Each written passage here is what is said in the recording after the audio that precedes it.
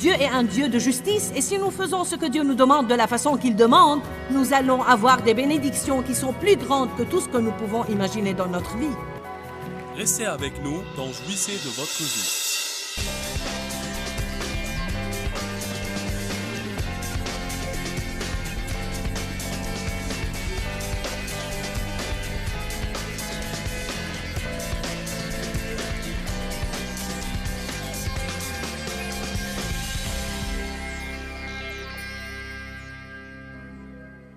Nous allons lire les versets 12 et 13.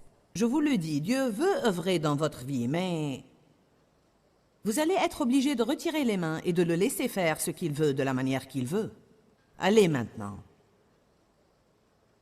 Semez pour vous-même selon la vertu, droiture et justice avec Dieu. Moissonnez selon la miséricorde et la bonté. Défrichez-vous un champ nouveau, votre terre inexploitée, car il est temps de chercher le Seigneur, de demander après lui, de rechercher sa volonté et d'exiger sa faveur jusqu'à ce qu'il vienne et vous enseigne la droiture et répande pour vous son don vertueux de salut. Vous avez comploté le mal et labouré la méchanceté.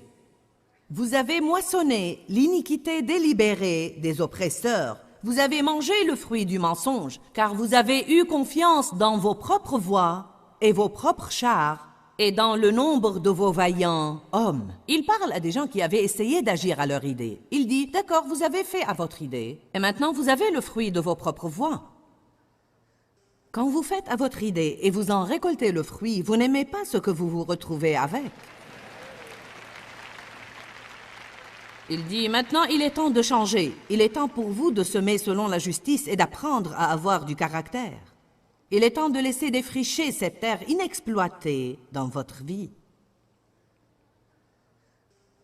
Quelle est cette terre inexploitée? C'est des territoires dans votre vie que vous voulez que Dieu laisse tranquilles. Combien d'entre vous payent volontiers leurs dîmes car ils sont déjà morts à ça de toute façon? C'est l'argent à donner, il est mis de côté. Mais je vous le dis, ne touchez pas à mon compte épargne.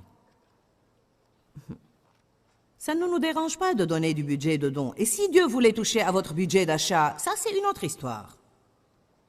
Il faut une charrue pour vous l'enlever. Nous donnons volontiers nos vieilleries. Nous ne les voulons plus de toute façon. Si nous les donnons à quelqu'un, c'est mieux que de les prendre à l'aide humanitaire. Mais que diriez-vous des bons trucs, cette possession précieuse à laquelle Dieu essaye de toucher? Que dire des relations que nous ne sommes pas disposés à abandonner? Je vais vous raconter une histoire intéressante. Je ne sais pas si vous avez jamais lu la vie de Kathryn Kuhlman.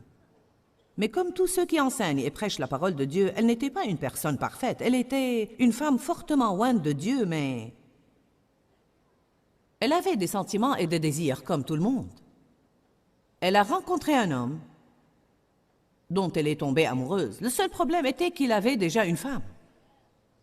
Je ne connais pas tous les détails de l'histoire et je ne juge pas la situation, mais il a fini par divorcer et ils se sont mariés. Elle n'a jamais pu être heureuse de la situation, car tout au fond d'elle, elle savait que ce n'était pas une bonne chose. Si vous lisez un de ses livres, vous allez voir qu'elle était arrivée à un point où elle a su qu'elle ne pouvait pas avoir Dieu. Et cette personne dans sa vie qu'elle n'aurait jamais dû avoir pour commencer.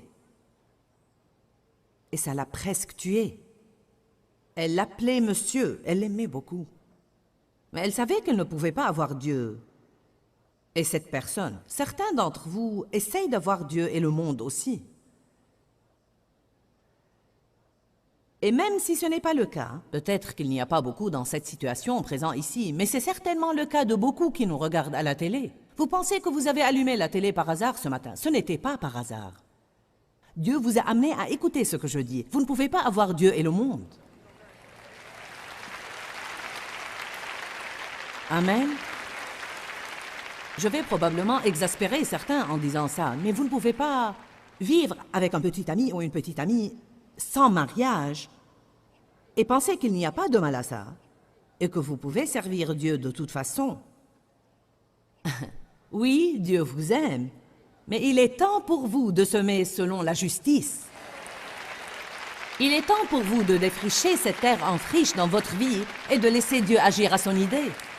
Eh bien, qu'arrive-t-il si vous avez une relation avec quelqu'un qui ne veut pas se marier et qui ne croit pas au mariage, et il est cette personne moderne qui ne pense pas qu'on est obligé d'avoir cet engagement et ce bout de papier. Eh bien, si je ne vis pas avec lui et je vais le perdre, vous savez quoi? Alors perdez-le. Car vous ne pouvez pas avoir Dieu et le monde.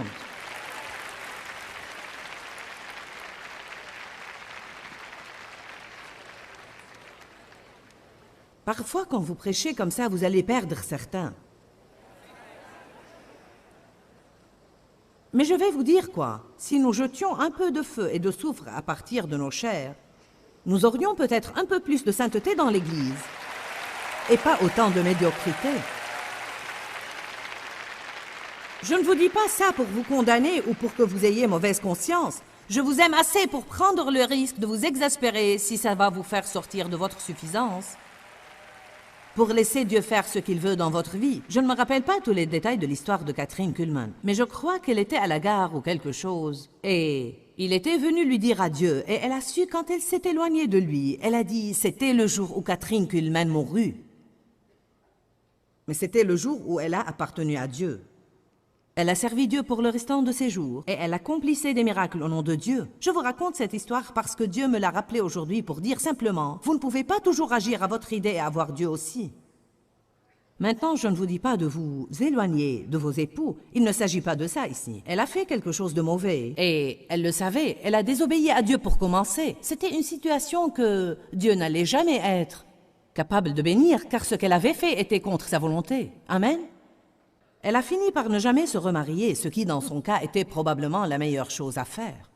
Elle appartenait à Dieu, elle était une fille du destin, et Dieu avait un appel sur sa vie. Je me sers de cette histoire pour dire une chose. Je ne veux pas que vous en compreniez plus que je vous transmets, que vous ne pouvez pas toujours agir à votre idée et avoir la volonté de Dieu dans votre vie. Amen. Les temps du labourage dans votre vie peuvent être...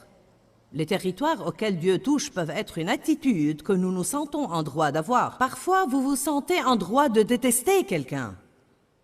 Parfois, vous vous sentez en droit de ne pas parler à quelqu'un ou de le traiter avec froideur ou de le maltraiter. Parfois, vous vous sentez en droit de faire des commérages à son propos et de raconter à tout le monde tout le mal qu'il vous a fait. Et si Dieu touchait à ce territoire dans votre vie et disait « ça suffit !» Plus de ressentiment, plus de rancune, plus d'apitoiement sur soi, plus d'amertume dans votre vie, plus de colère et de haine. Vous allez être le conciliateur. Vous allez être les premiers à prendre l'initiative pour faire la paix dans ces relations. Dieu, ce n'est pas équitable. Qui a dit que Dieu était équitable? Qui a dit que Dieu était équitable? Dieu est un Dieu de justice, et si nous faisons ce que Dieu nous demande de la façon qu'il demande, nous allons avoir des bénédictions qui sont plus grandes que tout ce que nous pouvons imaginer dans notre vie. Il y a des territoires dans votre vie et des territoires dans ma vie auxquels Dieu veut toucher. Saison de labourage. Il est temps de défricher cette terre en friche dans notre vie. Allez à Hébreux chapitre 5. La Bible parle aussi de la saison du labourage dans Hébreux 12, où elle nous dit quelle attitude prendre vis-à-vis du châtiment de Dieu. Comment réagir quand Dieu nous corrige? Elle dit, quand Dieu nous corrige, nous devons être heureux. Merci Dieu parce que tu t'occupes de moi. Merci de ne pas m'avoir laissé m'en tirer avec ça. Hébreux 12, 5 à 7. Et avez-vous complètement oublié l'exhortation divine et l'encouragement par lequel vous êtes raisonnés et qui vous est adressé comme à des fils? Mon fils, ne prend pas à la légère et ne méprise pas la soumission au châtiment et à la discipline du Seigneur sans perdre courage ni renoncer lorsque tu es réprimandé ou corrigé par lui. Quand Dieu commence à s'occuper de certains, c'est là qu'ils rechutent. Ils sont tous d'accord avec tout ce que Dieu veut jusqu'à ce que Dieu les reprenne à propos d'une chose. Et à ce moment-là, ils rechutent, ils revirent dans une autre direction. Ils continuent, car le Seigneur aime et discipline celui... Car le Seigneur corrige et discipline celui qu'il aime et il punit et même fouette chaque fils qu'il accepte, agrée, accueilli dans son cœur et chéri. La Bible dit que chaque personne que Dieu aime et qui lui est agréable, il va la châtier, s'en occuper et corriger et les amener à une position de maturité parce que nous sommes prédestinés à être modelés à l'image de Jésus-Christ. Nous ne sommes pas prédestinés à être laissés tranquilles pour faire ce qui nous plaît, à notre idée, mais nous sommes prédestinés à être des imitateurs de Dieu et à avoir le caractère de Dieu développé à l'intérieur de nous.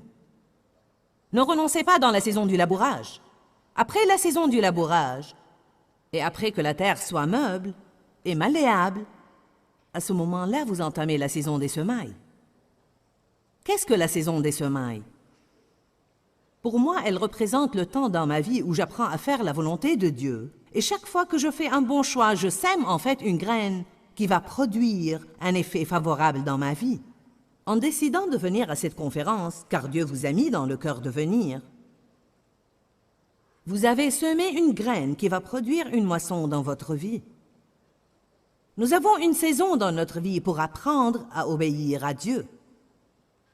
La Bible dit que Jésus a appris l'obéissance par les choses qu'il a souffertes. Apprendre à obéir à Dieu n'est pas facile, parce que votre chair et ma chair ne veulent rien entendre de ça. La chair hurle et refuse de s'excuser auprès de quelqu'un qui vous pensez vous a maltraité et vous pensez qu'il devrait être celui qui vient faire la paix et redresser la situation. La chair refuse d'être une bénédiction aux personnes qui ne vous bénissent jamais. La chair hurle et refuse de continuer à être fidèle dans un ministère à l'Église quand personne ne vous a jamais dit « merci et je vous apprécie durant les 3 dernières années ». Allez, je parle à quelqu'un ce soir. La chair hurle contre certaines des choses que Dieu nous demande de faire, mais Dieu ne nous demande jamais de faire une chose qui n'est pas pour notre ultime bien. Quand je vous regarde tous ce soir, je me demande qu'est-ce qui est représenté ici. Je parie qu'il serait incroyable d'écouter les sujets à propos desquels Dieu vous reprend et les choses qu'il vous demande de faire et certaines des crises que vous piquez. Et combien de fois vous avez été autour de cette même montagne à tourner encore et encore et encore et encore et encore. Pourquoi Dieu, pourquoi? Quand Dieu, quand? Pourquoi moi? Savez-vous ce qui m'exaspère surtout? Quand il me semble que Dieu me reprend à moi, mais qu'il ne reprend pas Dave.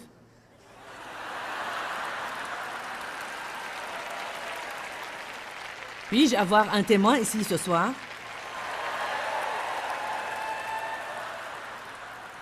Combien d'entre vous veulent que Dieu, s'il va vous reprendre, alors au moins il peut reprendre tout le monde dans la maison? C'est comme, eh bien Dieu, as-tu remarqué ce qu'il fait, lui? As-tu remarqué ce que ces enfants que j'ai font? Pourquoi est-ce toujours moi, Dieu? Pourquoi c'est toujours à moi que tu en veux? Je me rappelle qu'une fois, j'ai dit à Dave, je me rappelle toujours où nous étions à la maison, à la maison. De temps en temps, ma force m'a...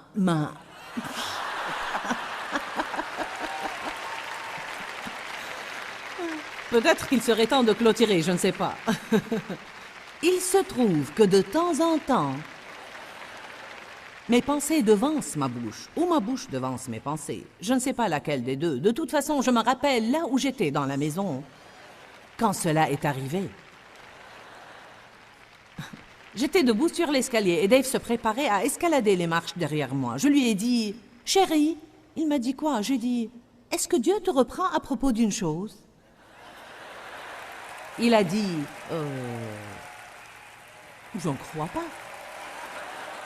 J'ai pensé, c'est toujours moi, toujours moi, toujours moi. C'est facile de venir et d'écouter la parole, c'est facile. Venir et écouter est facile. Mais vous savez quoi? Ça ne vous servira à rien. Il n'y aura pas de moisson dans votre vie si vous ne rentrez pas chez vous et l'appliquez. Car lorsque vous rentrez à la maison et pratiquez la parole, c'est à ce moment-là que vous semez une graine.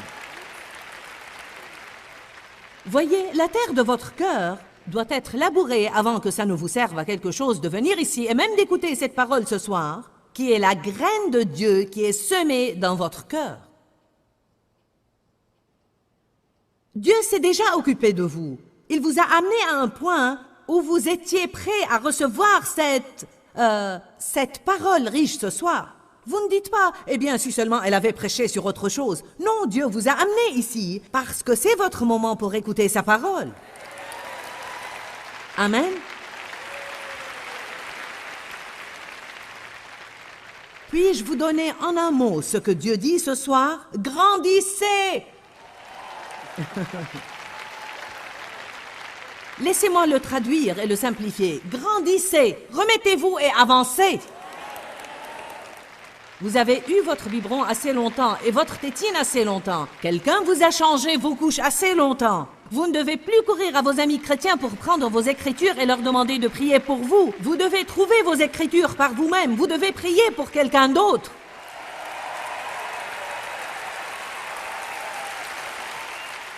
Vous avez été autour de la même montagne stupide assez longtemps. Il est temps d'avancer vers la terre promise. Vous ne devez pas être dans chaque file de prière pour que les mains soient imposées sur vous. Vous devez mener la file de prière et imposer les mains sur quelqu'un d'autre. Alléluia.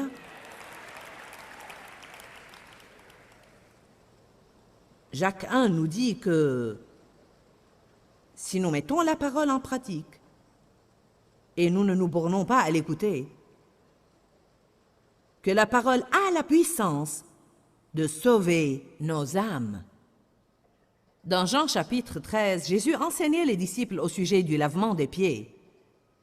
Et il était un exemple pour eux. En fait, il a ôté ses vêtements et il a pris un linge et il a pris un bassin d'eau et s'est agenouillé et s'est mis à laver les pieds sales des disciples et a dit « Je vous ai donné un exemple afin que vous fassiez les uns aux autres comme je vous ai fait. » Plus bas dans le verset 17, il le dit de nouveau. Jean 13, 17. Vous pouvez le lire après, nous n'allons pas ouvrir là-bas. C'est ce qu'il dit. Si vous savez ces choses, vous êtes bénis et heureux et enviables si vous les pratiquez. Si vous agissez en conséquence et les faites. Si j'ai un paquet de graines à la maison, dans le tiroir de mon buffet, je peux toujours mourir de faim si je ne sème pas ces graines. Vous pouvez venir ici et écouter la parole, mais cette graine ne sera pas semée jusqu'à ce que vous rentriez chez vous et l'appliquiez dans votre vie. Vous pouvez écouter 100 messages sur la puissance de pardonner ceux qui vous ont fait du mal, mais si vous n'allez pas pardonner aux personnes qui vous ont fait du mal, cette parole ne vous servira à rien. Vous pouvez écouter à propos de donner, mais vous devez donner pour que ça marche. Vous pouvez écouter au sujet de la prière, mais vous devez prier pour que ça marche. Ceux qui mettent en pratique la parole auront les vraies bénédictions de Dieu. Matthieu 7, 21. Pas tous ceux qui me disent « Seigneur, Seigneur » entreront dans le royaume des cieux, mais celui qui fait la volonté de mon Père qui est dans les cieux. Laissez-moi le dire de nouveau. Chaque fois que vous faites un bon choix et vous décidez de faire la volonté de Dieu au-dessus de votre volonté, vous semez une graine qui va produire une moisson dans votre vie. Si vous continuez à vous occuper de cette graine comme il le faut, la saison suivante est la saison d'attente. Nous avons été labourés, nous avons semé notre graine, maintenant nous attendons. Qu'arrive-t-il lorsque vous faites la bonne chose, mais la bonne chose ne s'est pas encore produite pour vous? Quand Dieu, quand? En son temps. Quand ça? Lorsque Dieu est prêt. Après l'obéissance, nous entrons dans une période d'attente. Galates 6.9 dit « Ne vous lassez pas de faire le bien, car vous moissonnerez au temps convenable si vous ne relâchez pas. » Je crois que durant la période d'attente, Dieu arrache beaucoup de mauvaises herbes de notre vie. Qu'est-ce que je veux dire par mauvaises herbes? Je crois qu'il s'occupe de beaucoup de petits trucs. Juste les petits trucs. Les petits renards ravagent les vignes. Il s'occupe des petites attitudes qui sont nuisibles à la moisson. Dieu s'occupe de nous à propos de petits compromis. Un compromis, c'est d'aller un petit peu au-dessous de ce que vous savez être bien. Je veux dire juste un petit peu. Sûrement qu'il n'y a pas de mal à un petit peu. Après tout, mes amis le font. Je veux dire, tout le monde le fait. Et c'est vraiment un petit peu. Vous savez quoi? Dieu ne veut pas que nous soyons comme le monde. Il ne veut pas que nous ayons ces petits compromis dans notre vie. Je me rappelle qu'une fois j'ai demandé à Dieu « Pourquoi tu me reprends si sévèrement et je vois tant de gens s'en tirer de beaucoup de choses ?» Savez-vous ce que Dieu m'a dit? Je vais vous le transmettre ce soir. Il m'a dit « Joyce, tu m'as demandé beaucoup de choses. Les veux-tu ou non? »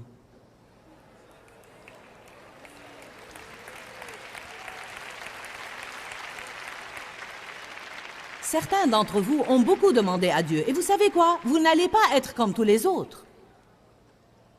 Vous n'allez pas avoir l'occasion de vous comporter comme... Vous devriez peut-être surpasser votre pasteur, je ne sais pas.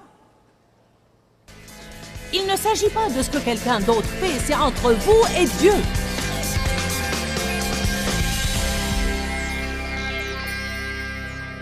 Vous savez, bien des fois, nous pensons que nous attendons Dieu, mais en réalité, Dieu nous attend. Il attend que nous nous calmions et nous reprenions courage. Il attend que nous l'attendions patiemment pour témoigner par nos actions que nous nous fions vraiment à Dieu.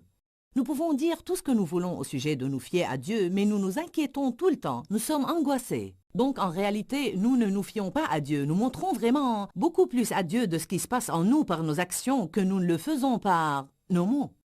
Nous avons besoin des saisons de notre vie. Nous ne devons pas recevoir ce que nous voulons tout le temps. Si c'est le cas, nous allons être gâtés. Nous avons besoin de labourage, d'ensemencement, d'attente et de moisson. Nous devons ne pas renoncer dans les moments difficiles, c'est-à-dire la saison du labourage. Nous devons aller jusqu'au bout vers la victoire de notre vie, et cela veut dire que nous allons avoir des saisons d'attente. Vous savez, nous vous aimons et Dieu vous aime, et il a un bon plan pour votre vie. Vous n'êtes pas obligé de vivre sous le jugement aujourd'hui. Dieu veut que vous jouissiez de votre vie, et une des manières d'en jouir, et en n'étant pas en hâte à propos de tout, retrouvez-nous demain. Et n'oubliez pas qu'il y a la vie dans la parole. Que Dieu vous bénisse. À bientôt. Dis-leur que je les aime. Dans ce livret, Joyce Meyer donne une révélation de l'amour de Dieu pour nous. Pour obtenir ce livret gratuitement, écrivez-nous à Joyce Meyer, boîte postale 40095-6300, Larnaca, Chypre. Ou bien visitez notre site web www.joycemeyerme.org/fr.